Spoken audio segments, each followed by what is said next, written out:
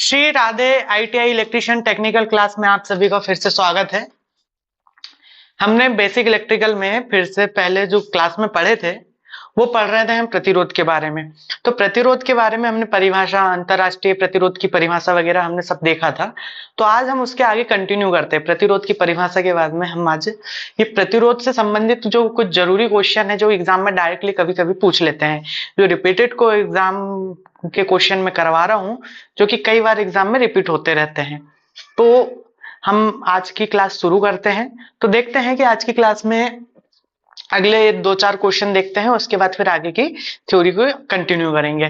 तो हमारा ये आज का क्वेश्चन है कि किसी तार की त्रिज्या को आधा व लंबाई को दुगना करने पर, किसी तार की त्रिज्या को आधा व लंबाई को दुगने करने पर उसका प्रतिरोध पहले की तुलना में कितना होगा।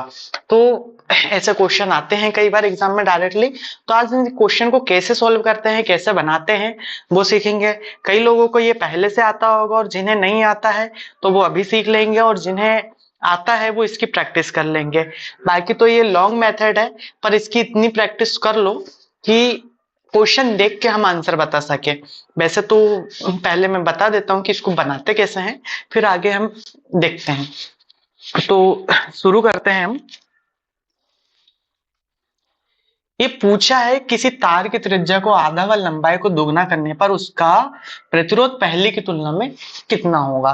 तो हमसे नया प्रतिरोध पूछा है, तो प्रतिरोध को हम तो दर्शाते हैं काय से, आर से।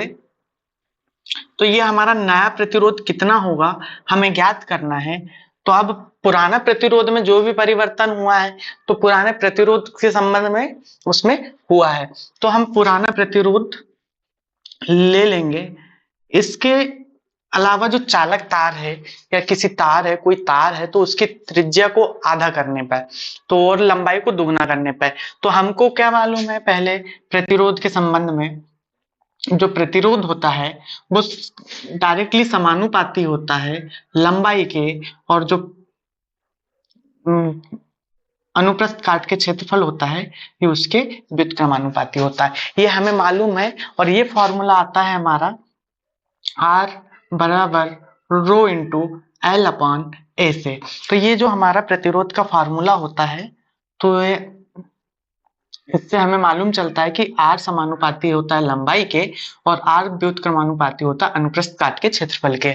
लंबाई को हम स्मॉल l से दर्शाते हैं और अनुप्रस्थ काट के क्षेत्रफल को हम स्मॉल a से दर्शाते हैं। तो हमारा मतलब यहाँ पे हम देखते हैं यदि लंबाई में वृद्धि करेंगे तो हमारा क्या होगा, प्रतिरोध में भी वृद्धि होगी। ठीक है, यदि अनुप्रस्थ काट के क्षेत्रफल में यदि हम वृद्धि करेंगे तो इसमें प्रतिरोध में कमी होगी। तो उस हिसाब से हम यहाँ पे देखते हैं कि प्रतिरोध में अब यदि हम त्रिज्या को आधा करते हैं, तो त्रिज्या को आधा करते हैं, अनुप्रस्थ काट की त्रिज्या को हम आधा करते हैं, तो हमारा क्या होता है, त्रिज्या के संबंध में अनुप्रस्थ काट पर पाई आर स्क्वायर होता है। तो पाई को ये त्रिज्या को आधा कर देते हैं, आर वाई 2 का ये स्क्वायर हो जाएगा।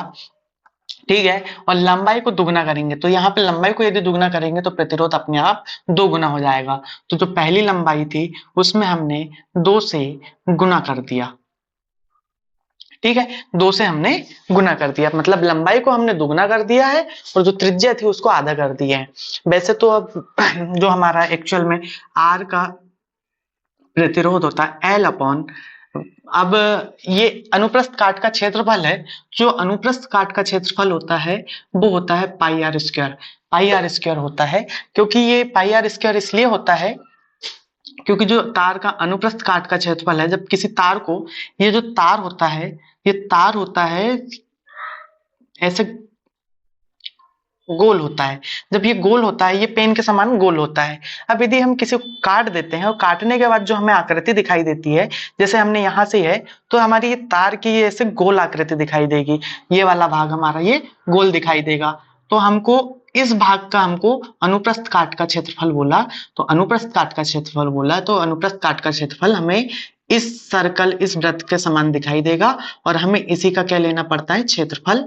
अब ये क्षेत्रफल वृत्त का क्षेत्रफल हो जाता है, इसलिए हमें पाई आर स्क्वायर हम इसमें फार्मूले को में लेते हैं। तो हमारा ये एल बटे पाई आर स्क्वायर हो जाता है, क्योंकि हमें त्रिज्या व्यास के संबंध में आ रहा है, इसलिए हमें त्रिज्या व्यास के संबंध में क्षेत्रफल को लिखना पड़ता है। तो हमने यहाँ पे जो आर है उसको आधा कर दिए हैं। क्वेश्चन में बोला त्रिज्या की तार की त्रिज्या को आधा करने पे और लंबाई को दोगुना करने पे हमने ये कर दिया। अब आगे देखते हैं जो हमारा नया प्रतिरोध होगा, पुराने प्रतिरोध के ये 2L हो जाएगा और हमारा ये पाई सेम टू सेम रहेगा और ये क्या हो जाएगा, आर का स्क्वायर बटे 2 का स्क्वायर, तो ये 4 लिख सकते हैं। अब इसके और सॉल्व करते हैं, तो और सॉल्व करने के बाद में हमें ये क्या मिलता है, आर ओल्ड 2L, ये 4 है, इसको ऊपर आ जाएगा इंटू 8 हो जाएगा और ये पाई आर का स्क्वायर हो जाएगा, ये पाई आर का स्क्वायर। तो ये 8 का 2 से मल्टीप्लाई हो जाएगा, तो मल्टीप्लाई हो जाएगा, तो r old into 8 into l upon pi r square, ये हो जाएगा। तो हमारा पुराना प्रतिरोध कितना था, हमारा पुराना प्रतिरोध ये था, तो हमारा ये इस हिसाब से हमारा ये आ गया एल। तो हमारा कितना गुना, ये 8 एक्स्ट्रा आया, क्या 8 एक्स्ट्रा आया, तो हमारा नया प्रतिरोध कितना हो जाएगा, 8 गुना आर ओल्ड, ठीक है। तो ये अपना हो जाएगा आर न्यू का। तो जो हमारा प्रतिरोध जो है आर, इसकी लंबाई और त्रिज्या में हमने वो किया है, तो ये 8 गुना हमारा प्रतिरोध बढ़ जाएगा। क्या हो जाएगा, तो हम इसमें आंसर लिख सकते हैं, अतः तार की त्रिज्या को आधा व लंबाई को दुगना करने पर तार का प्रतिरोध पहले की तुलना में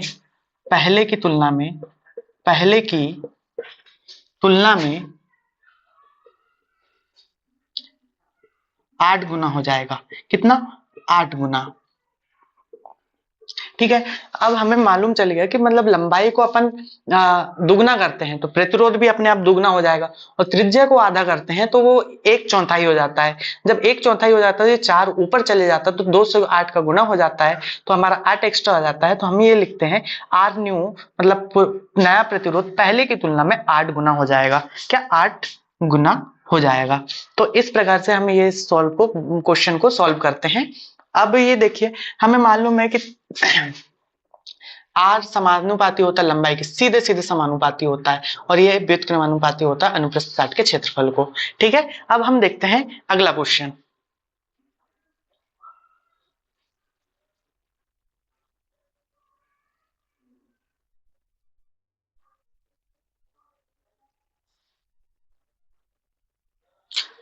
तो हमारा क्वेश्चन है, किसी तार का प्रतिरोध 4.5 ओम है, किसी तार का प्रतिरोध 4.5 ओम है और तार की लंबाई को दुगना करने, तार को लंबाई को दुगना और क्षेत्रफल को 3 गुना करने पर उसका नया प्रतिरोध क्या होगा। हमने जो पहले क्वेश्चन देखे थे सेम इसको वैसे ही बनाना है।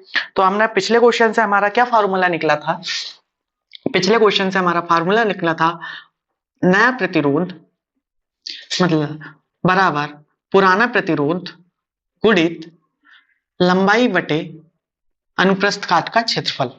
तो हमसे लंबाई बटे अनुप्रस्थ काट का क्षेत्रफल हमारा ये फॉर्मूला निकला था। पिछले क्वेश्चन को जब सॉल्व किए थे तो हमारा ये क्वेश्चन हमारा निकला था फॉर्मूला। तो अब हम इसी को आगे बनाएंगे, इसमें सब वैल्यू रख देते हैं, जो जो क्वेश्चन में बोला है वो हम इसमें रख देते हैं। तो जैसे हमारा नया प्रतिरोध क्या हो जाएगा, हमारा पुराना प्रतिरोध कितना है 4.5 ओम, 4.5 ओम। अब क्या है, लंबाई को 2 गुना कर दो, तो लंबाई जो है इसको हमने 2 गुना कर दिया, लंबाई को हमने 2 गुना कर दिया और क्षेत्रफल को हमने कितना कर दिया 3 गुना, क्षेत्रफल को 3 गुना कर दिया, 3 इंटू ए। तो हमारा नया प्रतिरोध कितना हो जाएगा,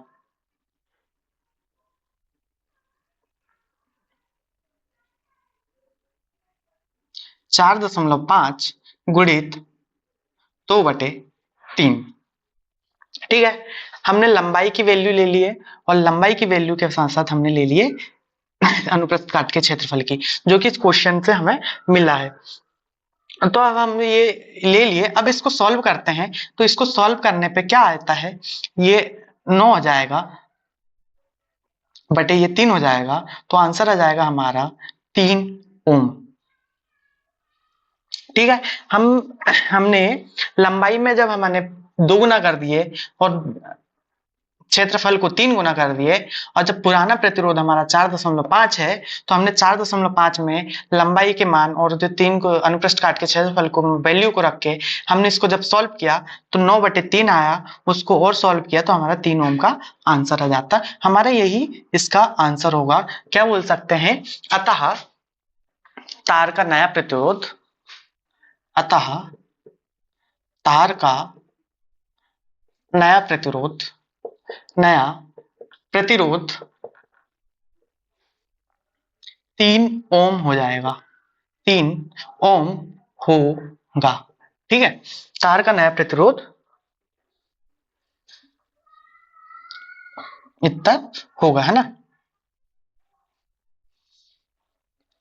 अब हम देखते हैं आगे।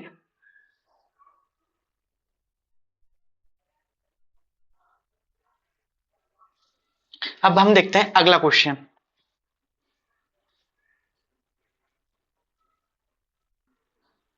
तो हमारा क्वेश्चन है, तो हमारा क्वेश्चन है कि किसी तार का प्रतिरोध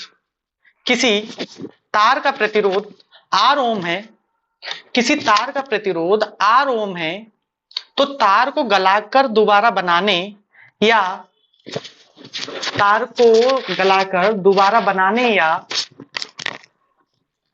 खींचने पर उसकी लंबाई n गुना परिवर्तित हो जाती है, तब तार का नया प्रतिरोध कितना होगा। तो देखो, यदि हमारा कोई तार है, जैसे कोई भी तार हमारा है,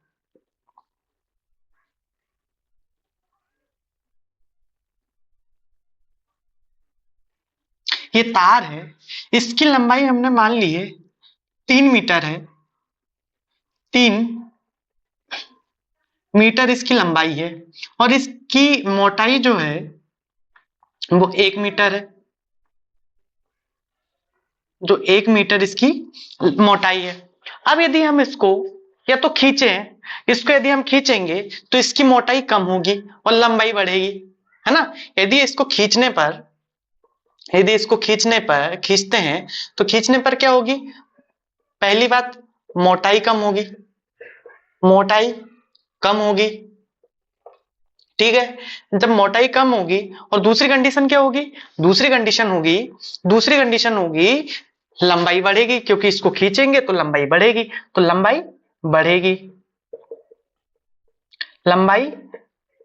बढ़ेगी। ठीक है, अब इसमें इसका जो आयतन है, तार के जो आयतन है वह बदलेगा नहीं, आयतन क्या होगा, उतना ही होगा, आयतन स्थिर होगा। ठीक है, जब आयतन स्थिर होगा, सिर्फ इसमें लंबाई बढ़ेगी और मोटाई कम होगी। ठीक है, तो हमें ये पॉइंट को याद रखना है कि तार को यदि खींचते हैं, गलाकर दोबारा बनाएंगे, तार को गलाएंगे, आयतन स्थिर है, आयतन समान है, तो क्या होगी, मोटाई कम होगी और लंबाई बढ़ेगी। ठीक है, यदि इसको गलाकर दोबारा बनाते हैं, मान लो यदि हमने इसको गला दिए और गलाकर दोबारा बनाते हैं, बनाने पर क्या होगा, दोबारा बनाने पर या तो तार की लंबाई बढ़ेगी,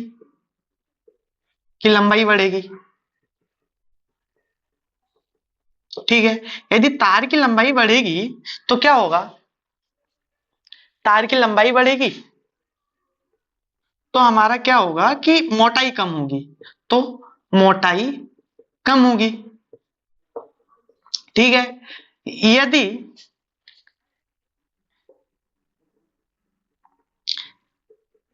तार की लंबाई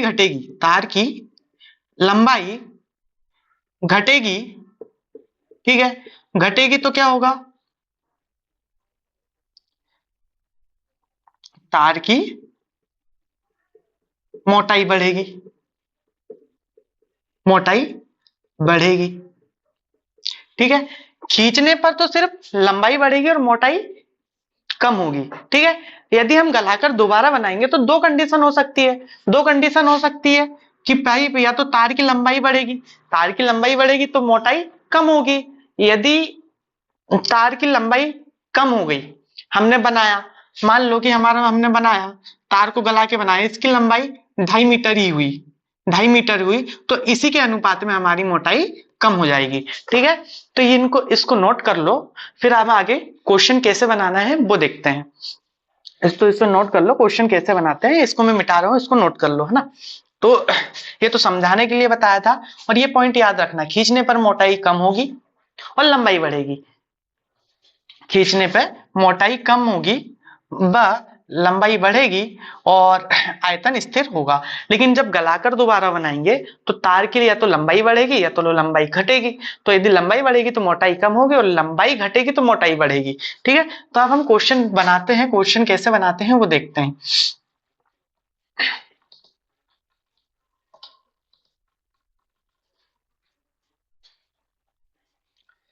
तो यदि हमारा सीधी बात है, यदि आयतन स्थिर है, आयतन स्थिर है, हम नोट लिख लेंगे, यदि आयतन स्थिर है, आयतन स्थिर है, तब तब क्या होगा, यदि है तब हमें एक बात याद रखनी है, एक विशेष बात याद रखनी है। जब आयतन स्थिर होगा, तो जब आयतन स्थिर होगा तो हमारा नया प्रतिरोध कितना होगा, नया प्रतिरोध कितना होगा, एन, जितनी लंबाई बढ़ेगी, जितनी लंबाई बढ़ेगी उसका वर्ग इंटू पुराना प्रतिरोध।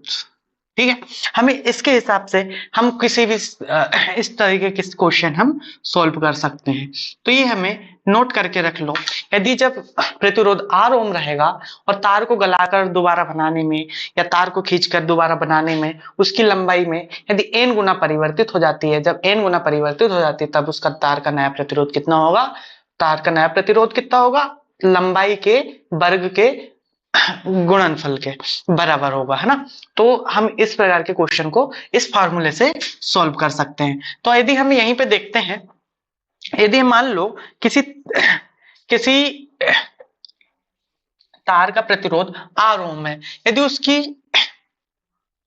उसकी लंबाई 2 गुना हो जाती है, 2 गुना हो जाती है, 2 गुना परिवर्तित हो जाती है, तब उसका तार का नया प्रतिरोध कितना होगा। तो हमारे इस फॉर्मूले से आ जाएगा, आर न्यू बराबर 2 है, तो हम यहाँ पे 2 का वर्ग लिख लेंगे, 2 का वर्ग इंटू आर ओल्ड, ये आर ओल्ड है तो ये आर न्यू प्रतिरोध कितना हो जाएगा, न्यू प्रतिरोध 2 का वर्ग 4 इंटू आर का ये प्रतिरोध। यदि हम, अब ये तो एक हमारा नॉर्मली क्वेश्चन हो गया, है ना। अब इसके बाद में हम और देख लेते हैं, इसे नोट कर लो, और इसके बाद में हम ये नया क्वेश्चन के रूप में आगे नोट्स में आप नोट कर लो। यदि हम देखते हैं अगला क्वेश्चन, यदि हम देखें कि यदि 2 की जगह यदि हमारा हो जाए आधा गुना, यदि आधा गुना परिवर्तित हो जाए, अब आधा गुना परिवर्तित हो जाएगी तब हम उस कंडीशन में क्या करेंगे, है ना, जो n था उसको 1/2 लिख लेंगे, 1/2, और 1/2 लिख लेंगे तो 1/2 मतलब आधा का मतलब क्या होता है, 1/2 होता है। तो 1/2 यदि हमने यहाँ पे लिख लिया तो 1/4 हो जाएगा इंटू पुराना प्रतिरोध। तो नया प्रतिरोध क्या होगा, पुराने प्रतिरोध का 1/4 हो जाएगा।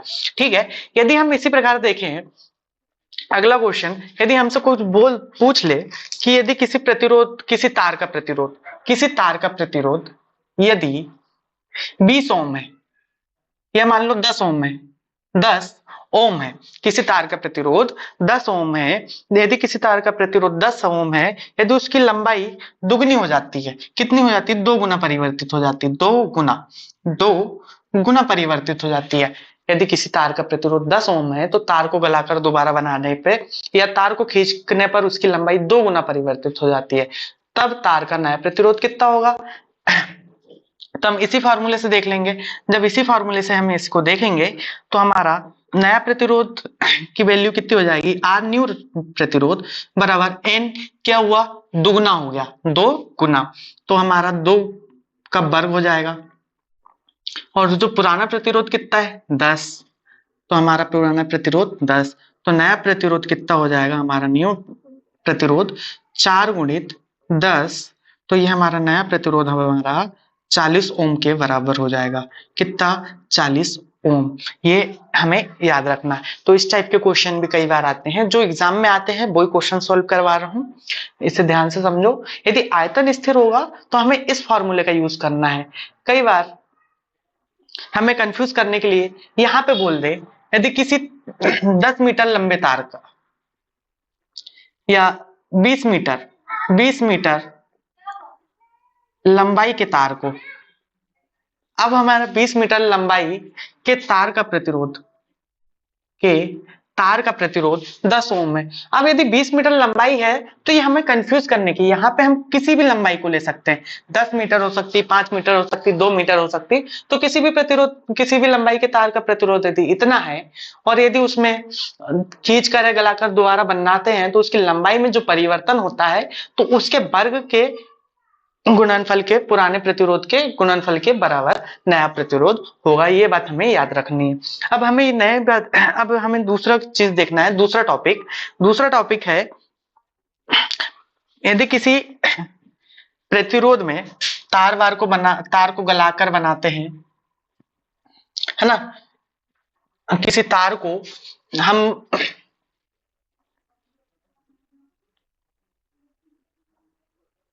मैं क्वेश्चन लिख देता हूं, फिर उसके बाद आप नया क्वेश्चन को आप नोट कर लेना।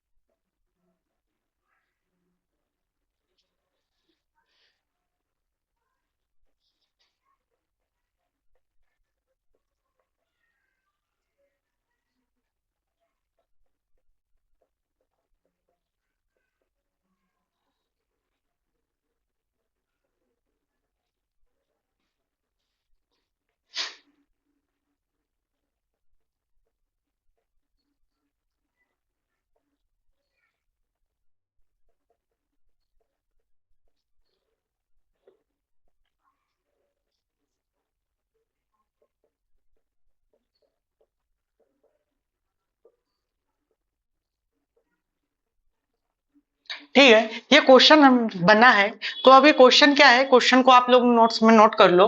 क्वेश्चन है, किसी तार को गलाकर दोबारा बनाने, किसी तार को गलाकर दोबारा बनाने या तार को खींचने पर उसकी लंबाई में प्रतिशत वृद्धि या कमी होती है। क्या है कि तार को खींचने पर उसकी लंबाई में प्रतिशत वृद्धि या कमी होती है, तब तार के नए प्रतिरोध में, तार के नए प्रतिरोध में कितने प्रतिशत वृद्धि या कमी होगी। अब सीधी सी बात है, हमारा रेजिस्टेंस जो है, हमारा रेजिस्टेंस मतलब प्रतिरोध डायरेक्टली समानुपाती होता है लंबाई के। यदि लंबाई में वृद्धि होगी, क्या लंबाई में वृद्धि होगी तो प्रतिरोध में भी वृद्धि होगी। यदि लंबाई में यदि हमारी कमी होगी, लंबाई में कमी होगी तो रेजिस्टेंस मतलब प्रतिरोध में भी कमी होगी। तो ये हमें मालूम है कि लंबाई डायरेक्टली समानुपाती होती है। यदि किसी तार में लंबाई में वृद्धि होगी तो प्रतिरोध में भी वृद्धि होगी, यदि तार के लंबाई में कमी होगी तो फिर उसके प्रतिरोध में भी कमी होगी। तो हमसे अब ये देखना है कि प्रतिशत वृद्धि होती है तब कितने प्रतिशत वृद्धि होगी या कमी होगी। तो हमें अब ये क्वेश्चन में हमें ये देखना है। तो इसका एक सीधा नॉर्मली एक फॉर्मूला मैं बता देता हूं, जो कि फॉर्मूला है, इसे याद रखना इंपॉर्टेंट है। कई बार ये एग्जाम में अभी आईटीआई टीओ वगैरह के एग्जाम में भी पूछा जाता है, एमपी लाइन अटेंडेंट के एग्जाम में भी ये पूछा जाता है। कई बार मैंने एग्जाम दिए हैं तो उसमें ये कई बार एग्जाम में आते हैं। तो ये देखिए, यदि यदि ये ऐसे लिखते हैं, प्रतिरोध में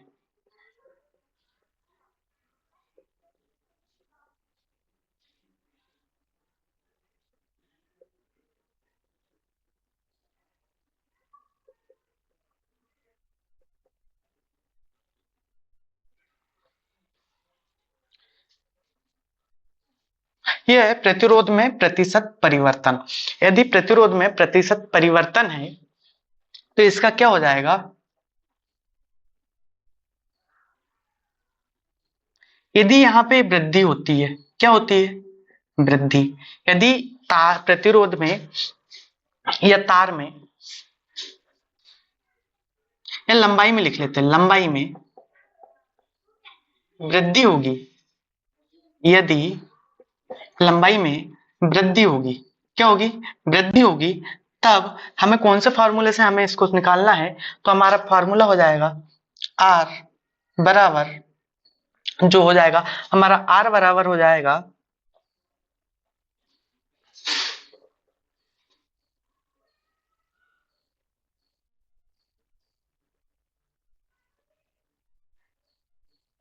-1 इंटू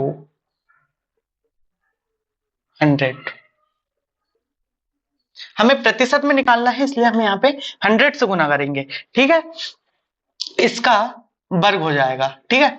तो प्रतिशत वृद्धि, प्रतिरोध में प्रतिशत परिवर्तन मतलब प्रतिशत वृद्धि होगी, है ना।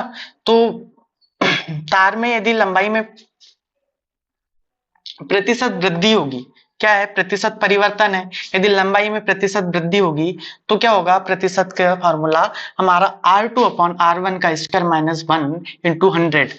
यदि यहीं पे हमारी यदि लंबाई में यदि लंबाई में प्रतिशत कमी होगी तो हमारा क्या फॉर्मूला बन जाएगा, ये प्रतिशत परिवर्तन बराबर R2 अपॉन R1 इंटू क्या हो जाएगा इसका, सॉरी यहाँ पे से R2 अपॉन R1 के स्क्वायर में से -1 को अपन ने -1 कम किया था, यहाँ पे हम 1 में से कम कर देंगे, ये हो जाएगा R2 अपॉन R1 का स्क्वायर इंटू 100। ये फार्मूला हमारा हो जाएगा। ये फार्मूला यदि हमारा हो जाएगा तो ये ही फार्मूला हमें याद रखना है, इंपॉर्टेंट। यदि तार की लंबाई में प्रतिशत वृद्धि या कमी होगी तो हमारा, यदि लंबाई में प्रतिशत वृद्धि होगी तो हमारा क्या हो जाएगा फार्मूला, R2 अपॉन R1 के स्क्वायर में से हम 1 को घटा देंगे और 100 से गुणा कर देंगे।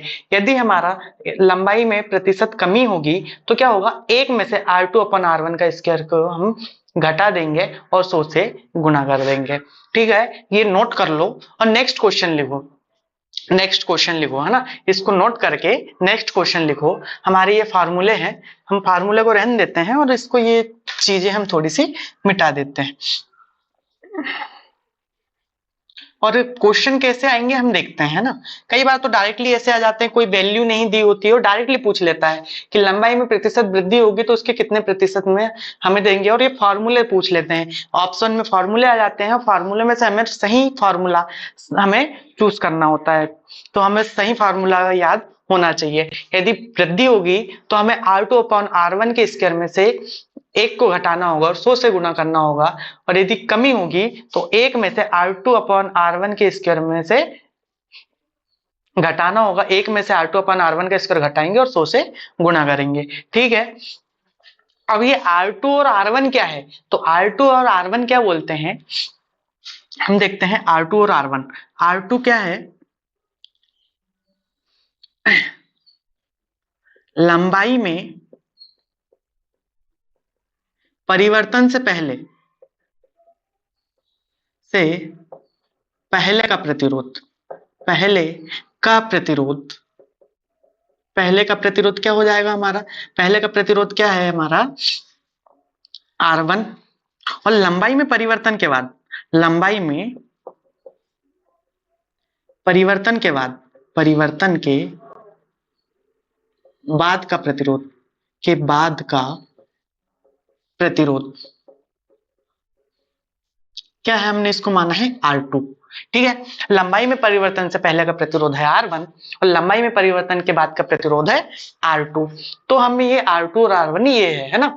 तो अब हम देखते हैं क्वेश्चन, अगला क्वेश्चन आपने नोट करो, किसी तार को, नोटबुक में नोट करो, किसी तार को गलाकर दोबारा बनाने या तार को खींचने में, तार को खींचने पर उसकी लंबाई में, उसकी लंबाई में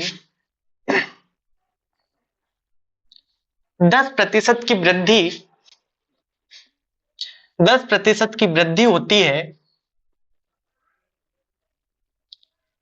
तब तार के नए प्रतिरोध में, तब तार के नए प्रतिरोध में,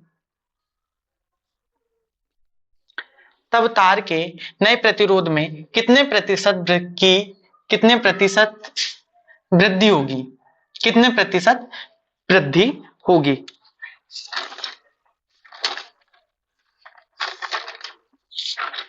ठीक है, अब इसको क्वेश्चन को हमने फॉर्मूले से हमें बनाना है।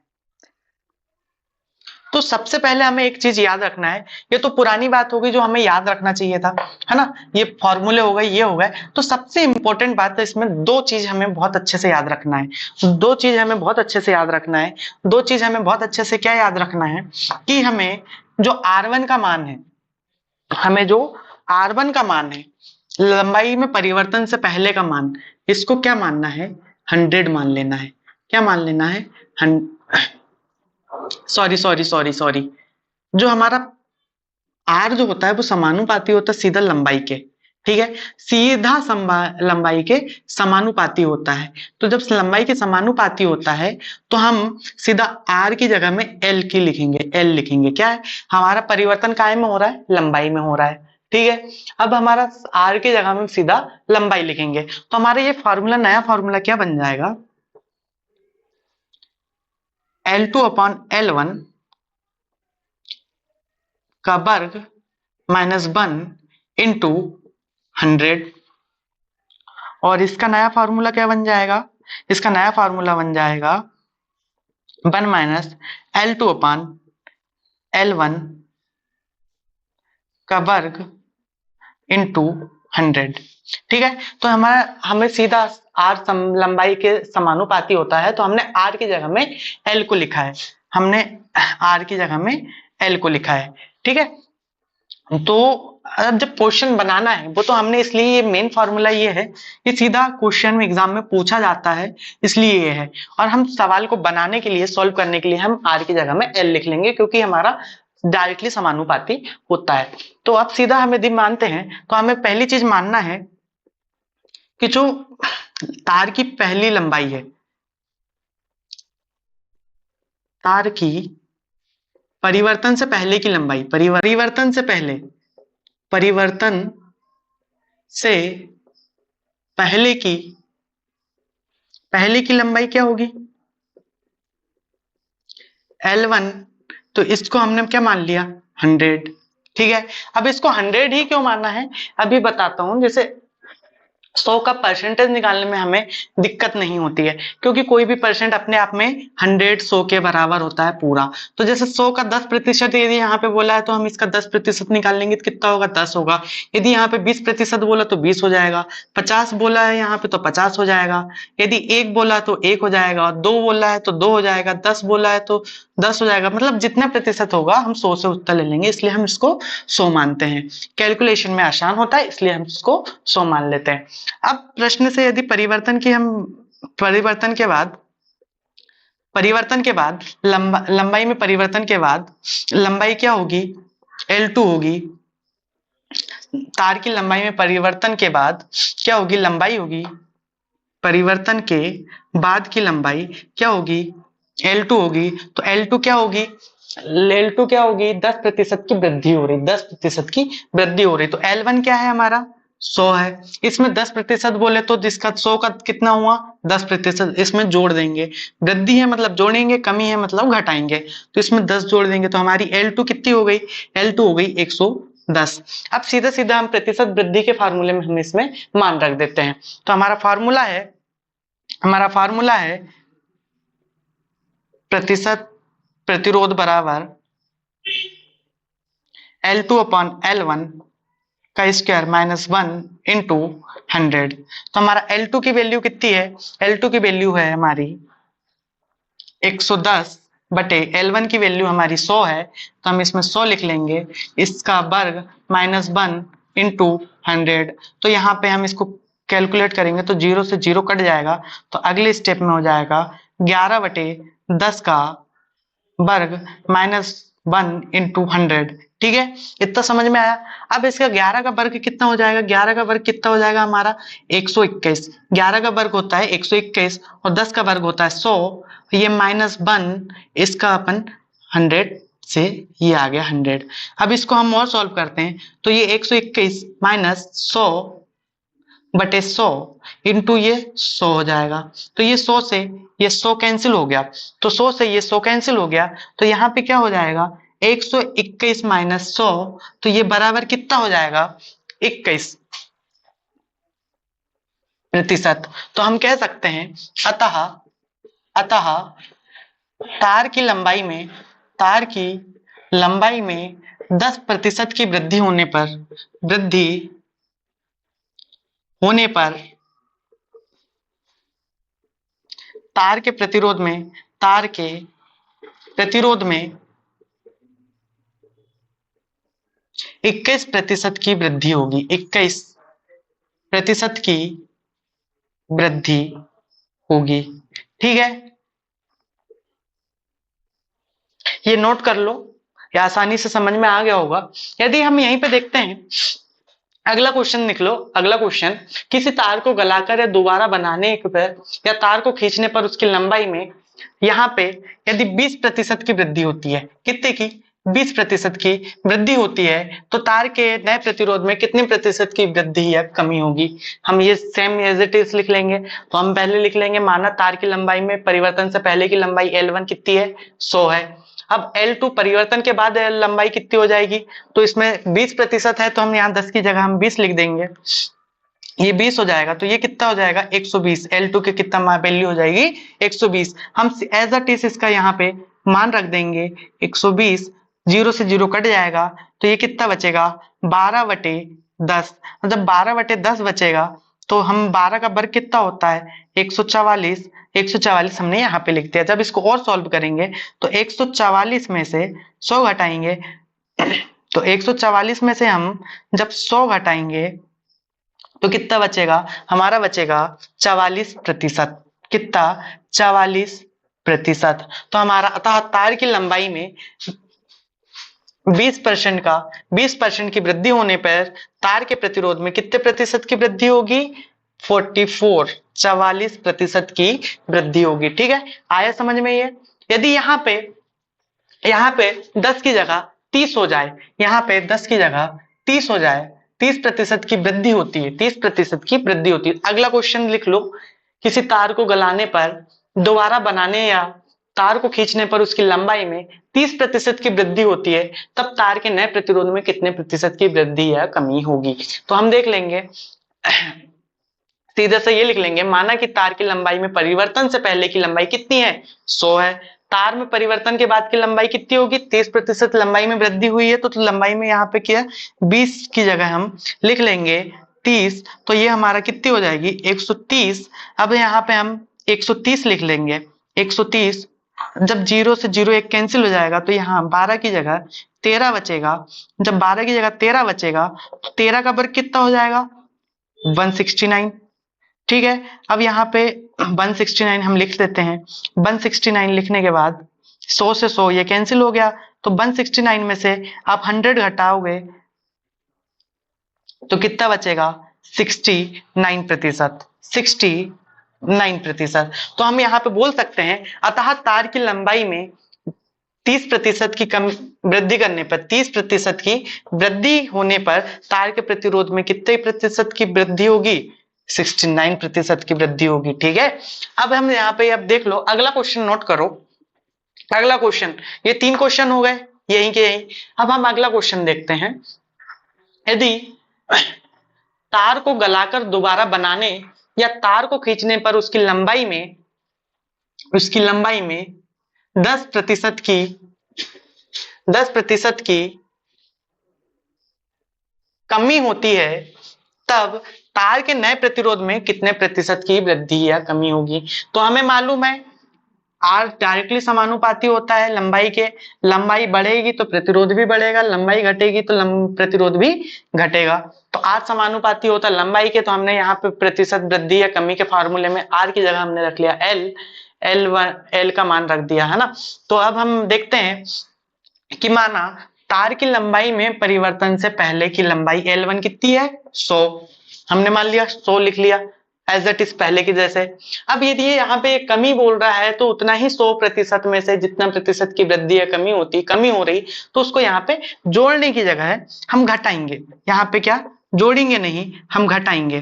तो हमारे घटाएंगे कितना 10, तो यहाँ पे कितना बचेगा, यहाँ पे बचेगा लंबाई L2 कितनी हो जाएगी 9। प्रश्न से लंबाई प्रतिशत में कमी हो रही तो क्या होगी, लंबाई क्या होगी कम होगी।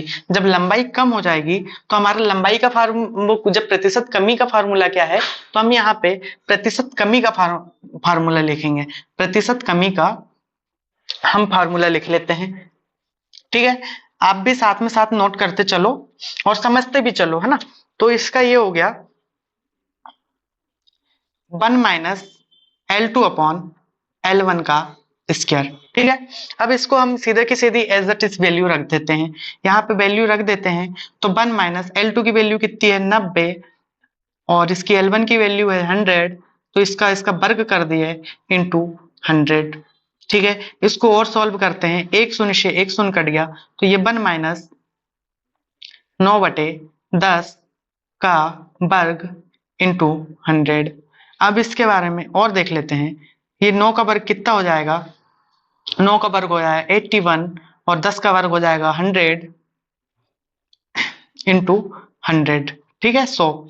अब ये हो जाएगा, इसको सॉल्व करेंगे तो ये 100 माइनस 81/100 इंटू ये 100 है, तो ये 100 से ये 100 कैंसिल हो जाएगा। इसके बाद 100 में से 81 जाएगा तो कितना बचेगा 19%। तो प्रतिरोध में कितने प्रतिशत की वृद्धि होगी, कमी होगी 19% की कमी होगी, 19% की कमी होगी। क्या होगी, कमी होगी। ठीक है, क्योंकि हमारी यहाँ पे लंबाई में कमी हुई है तो हमारा प्रतिशत में भी प्रतिरोध के प्रतिशत में भी कमी होगी। अब यहाँ पे हम देख लेंगे अतः तार की लंबाई में 10% की कमी होने पर 10% की कमी होने पर तार के प्रतिरोध में कितने प्रतिशत की कमी होगी 19% की 19% की कमी होगी। ठीक है, ये हो गया, इसे नोट कर लो। अब इसे नोट करने के बाद में अगला चीज एक चीज और देख लेते हैं, 10 की ज्यादा हम 20 का देख लेते हैं है ना। यदि इसमें 20% की कितनी 20% की कमी होती है, अगला क्वेश्चन में नोट कर लो, किसी तार को गलाकर दोबारा बनाने या तार को खींचने पर उसकी लंबाई में 20% की कमी होती है तब तार के नए प्रतिरोध में कितने प्रतिशत की वृद्धि या कमी होगी। तो हमें मालूम है आर डायरेक्टली समानुपाती होता है लंबाई के, कमी होगी तो प्रतिरोध में भी कमी होगी, लंबाई में कमी होगी तो प्रतिरोध में भी कमी होगी। तो हम देख लेते हैं, लिखते हैं माना तार की लंबाई में परिवर्तन से पहले की लंबाई L1 है तो L1 की वैल्यू कितनी है 100 माना है। अब प्रश्न से देखते हैं, प्रश्न से बोला कि 20% की कमी, तो L2 कितनी हो जाएगी 20% की कमी है तो इसको 20 इसमें 100 में से घटा देंगे तो यहाँ पे कितना आ जाएगा 100 में से 20 जाएंगे तो 80 बचेगा। जब 80 बचेगा तो L2 की वैल्यू हम 80 रख लेंगे तो 1 0 से 1 0 कट जाएगा तो यहाँ पे 9 की जगह 8 बचेगा। 8 बचेगा तो 8 का वर्ग कितना होता है 64। जब इसे 64 इसमें से और वो करेंगे 64, जब इसे और सॉल्व करेंगे, जब ये सॉल्व हो जाएगा 100 में से 64 जाएंगे तो कितना बचेगा 36 परसेंट। तो हम देखते हैं, अतः तार की लंबाई में 20% की कमी हो तो तार के प्रतिरोध में 36% की कमी होगी। ठीक है, ये नोट कर लो, समझ में आ गया कैसे सॉल्व करना है, फार्मूला क्या है। ये दो फार्मूले हमें प्रतिरोध में, किसमें, प्रतिरोध में, यदि वृद्धि होगी तो ये वाला फार्मूला होगा, यदि कमी होगी तो ये वाला फार्मूला हम काम कर में यूज लेंगे। आर की जगह L2 रखेंगे क्योंकि परिवर्तन किसमें होगा, लंबाई में, ना कि प्रतिरोध में, इसलिए प्रतिरोध की जगह में हम लंबाई का L का रख लेंगे। और ये फार्मूला हमें याद रखना है, एग्जाम में डायरेक्टली क्वेश्चन आता है तो हमें ज्यादा से ज्यादा इस क्वेश्चन को ध्यान में रखते हुए इसे रखना है ना। ये चीज समझ में आ गई है। तो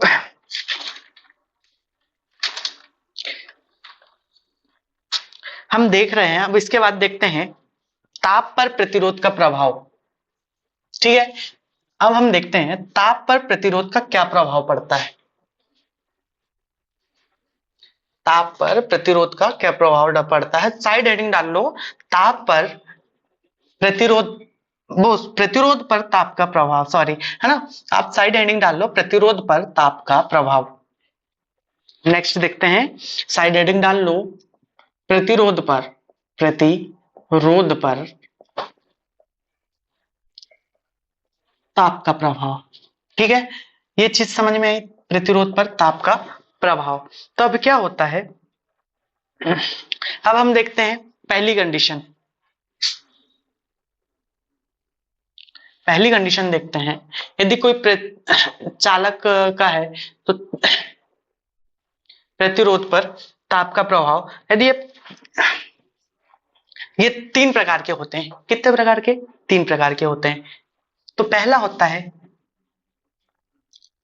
धनात्मक, धनात्मक ताप, है ना, ऋणात्मक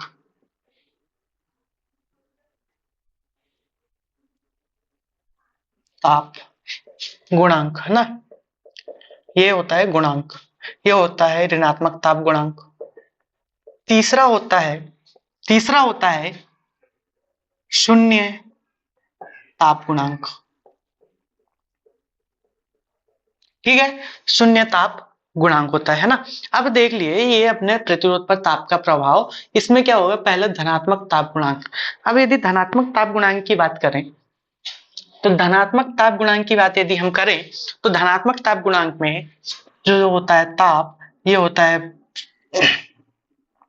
समानुपाती प्रतिरोध। यदि ताप बढ़ेगा, ताप बढ़ेगा, ताप बढ़ेगा तो क्या होगा, प्रतिरोध भी बढ़ेगा। ठीक है, ताप बढ़ेगा तो प्रतिरोध भी बढ़ेगा। और यदि ऋणात्मक ताप गुणांक की बात करें, ऋणात्मक ताप गुणांक की बात करें तो क्या होगा, ताप बढ़ेगा, ताप बढ़ेगा तो क्या होगा, प्रतिरोध घटेगा।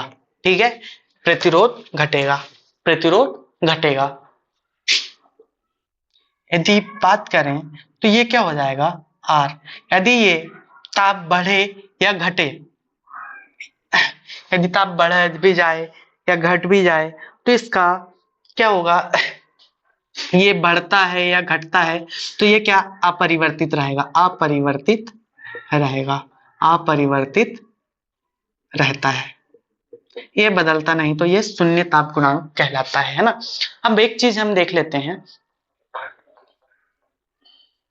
ये 3 प्रकार के ताप होते हैं, ताप का प्रभाव होता है धनात्मक, ऋणात्मक और शून्य। यदि धनात्मक ताप गुणांक में क्या होता है, ताप यदि बढ़ता है तो प्रतिरोध भी बढ़ेगा, यदि ताप बढ़ता है तो प्रतिरोध घटता है तो वह ऋणात्मक ताप गुणांक होता है। और शून्य ताप गुणांक, ताप टेम्परेचर बढ़े या कम हुए उससे प्रतिरोध में कोई परिवर्तन नहीं होता है। ठीक है, तो इसके बारे में कुछ चीजें लिखना था तो वो लिख लीजिए, है ना, थोड़ी सी चीज है वो आप एक दो चीज नोट कर लो। साइड हेडिंग डालो, साइड हेडिंग डालो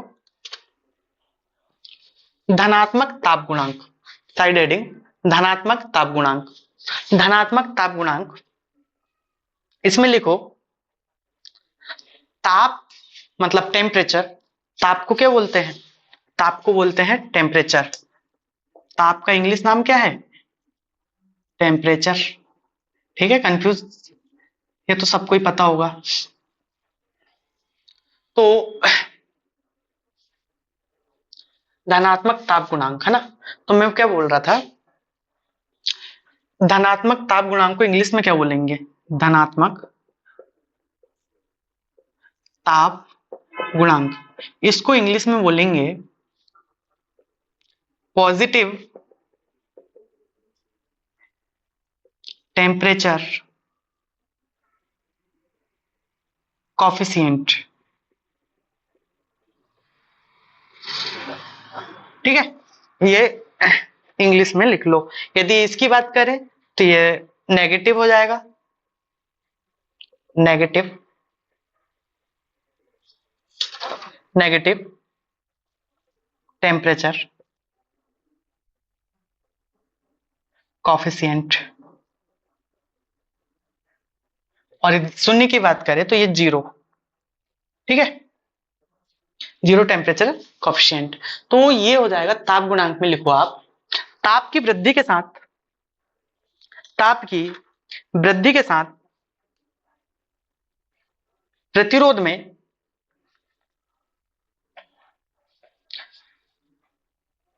ताप की वृद्धि के साथ प्रतिरोध में भी वृद्धि होती है तो वह धनात्मक ताप गुणांक कहलाता है, धनात्मक ताप गुणांक कहलाता है। तो ये किस प्रकार के, किस चीज में होता है? तो ये होता है शुद्ध धातु में। उदाहरण लिख लो, उदाहरण, उदाहरण में लिख लो, शुद्ध धातुओं में, शुद्ध धातुओं में और मिश्र धातुओं में, मिश्र धातु में। ठीक है, इसके उदाहरण है धनात्मक ताप गुणांक के शुद्ध धातुओं में, शुद्ध धातु जो होती है कोई भी, कॉपर, कंडक्टर, एल्यूमिनियम जो भी हो, है ना, गोल्ड, सिल्वर वगैरह, तो उसमें ताप बढ़ेगा तो प्रतिरोध भी बढ़ेगा। और कुछ मिश्र धातु होती उसमें भी होगा, है ना। अब उसके बाद हम देखते हैं ऋणात्मक, साइड हेडिंग डालो ऋणात्मक ताप गुणांक, साइड हेडिंग ऋणात्मक ताप गुणांक। इसमें लिखो, इसमें लिखो ताप वृद्धि के साथ, ताप वृद्धि के साथ यदि प्रतिरोध में, प्रतिरोध में कमी होती है, प्रतिरोध में कमी होती है तो वह ऋणात्मक, ऋणात्मक प्रतिरोध ताप गुणांक कहलाता है। धनात्मक, यहां पे हमें एक और वर्ड यूज करना चाहिए, प्रतिरोध ताप गुणांक, धनात्मक प्रतिरोध ताप गुणांक, यहाँ पे ऋणात्मक प्रतिरोध ताप गुणांक, और यहाँ पे शून्य प्रतिरोध ताप गुणांक। सुधार लेना, थोड़ी सी मेरे से गलती हो गई है, मिस्टेक हो गई है, तो आप थोड़ा सा इसको सुधार लो। धनात्मक प्रतिरोध ताप गुणांक, तो हम क्या कहेंगे, ऋणात्मक ताप गुणांक में ताप वृद्धि के साथ में उसके प्रतिरोध में कमी होती है तो वह ऋणात्मक प्रतिरोध ताप गुणांक कहलाता है। ठीक है, इसके उदाहरण लिख लो, ऋणात्मक प्रतिरोध ताप गुणांक के उदाहरण है अपने, क्या होगा, अर्धचालक, अर्धचालक सबसे अच्छा एग्जांपल इसका, अर्धचालक मतलब सेमीकंडक्टर, विद्युत अपघट्य, विद्युत अपघट्य,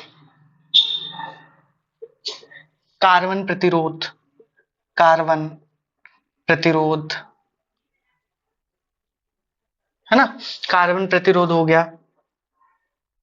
इसके अलावा कुछ होते हैं, एक होता है थर्मिस्टर, थर्मिस्टर, और कुछ होते हैं कुचालक, कुचालक पदार्थ, कुछ मतलब कम ही मात्रा में होते हैं, तो इसको ये कुचालक पदार्थ। तो इनमें क्या होता है, जब इन पदार्थों का ताप बढ़ता है तो इनका प्रतिरोध क्या हो जाता है, कम हो जाता है। तो ये क्या होता है, ऋणात्मक प्रतिरोध ताप गुणांक के अंतर्गत आते हैं। अब देखते हैं, साइड हेडिंग लिखो थर्ड नंबर, शून्य प्रतिरोध ताप गुणांक। साइड हेडिंग लिखो अगली, शून्य प्रतिरोध ताप गुणांक, शून्य प्रतिरोध ताप गुणांक। इसमें लिखो ताप परिवर्तन पे ताप परिवर्तन पे प्रतिरोध में कोई भी परिवर्तन नहीं होता है, कोई भी परिवर्तन नहीं होता है, प्रतिरोध अपरिवर्तित रहता है।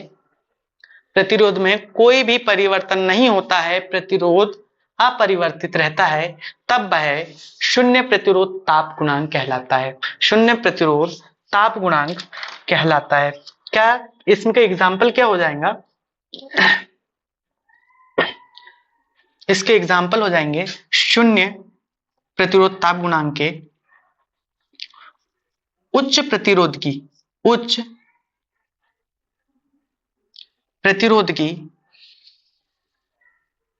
मिश्र धातु उदाहरण है ना, उच्च प्रतिरोध की मिश्र धातु। जैसे कि क्या हो जाएगा? मैग्नीन, यूरेका, मैग्नीन हो गया, यूरेका हो गया, एक होती है कांस्टेंट है ना, ठीक है, ये होती है कांस्टेंट है ना, तो कांस्टेंट, तो ये होती है मैग्नीन, है ना। ये कौन कौन सी धातुओं की मिश्र धातु होती है ना, ये कौन कौन सी धातुओं की मिश्र धातु होती है? इसमें होता है कॉपर निकिल, और इसमें क्या होता है? मैग्नीज, ठीक है। ये इन तीन धातुओं के मिलके ये बनती है मैग्नीन। अब इसके बाद में यूरेका में क्या होता है? यूरेका में क्या होता है? कॉपर और निकिल की मिश्र धातु होती है, कॉपर प्लस निकिल की मिश्र धातु होती है ना। और कांस्टेंट क्या होती है? कॉपर प्लस निकिल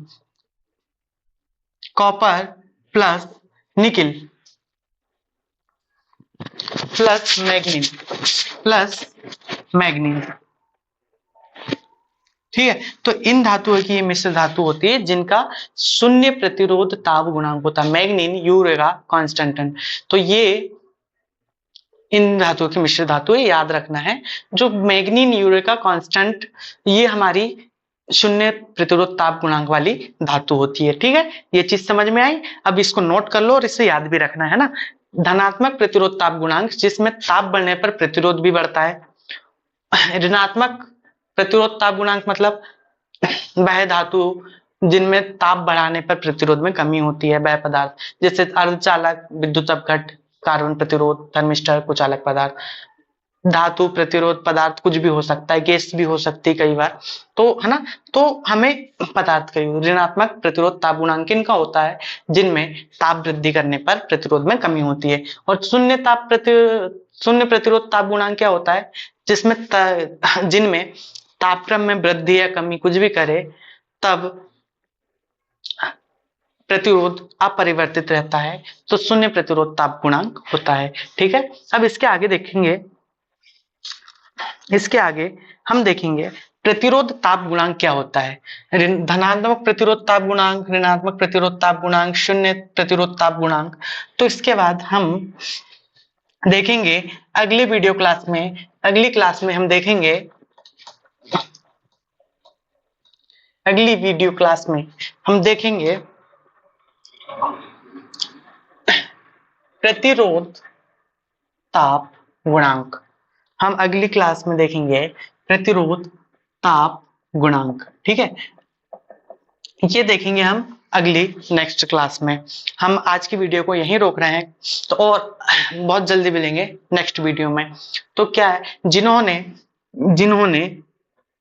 जिन्होंने चैनल को अभी सब्सक्राइब किया, चैनल को जिन्होंने सब्सक्राइब अभी किया है, मतलब आज कल में 1-2 दिन में चैनल को सब्सक्राइब किया है, वो पिछले वीडियो भी देखें।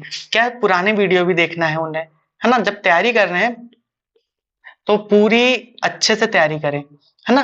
पुराने वीडियो देखने, जिन्होंने अभी सब्सक्राइब किया है उन्होंने पुरानी वीडियो भी देखें। प्लेलिस्ट में जाके आपको पूरे वीडियो मिलेंगे। आप शुरू से शुरू करें और ज्यादा से ज्यादा प्रैक्टिस करें, है ना।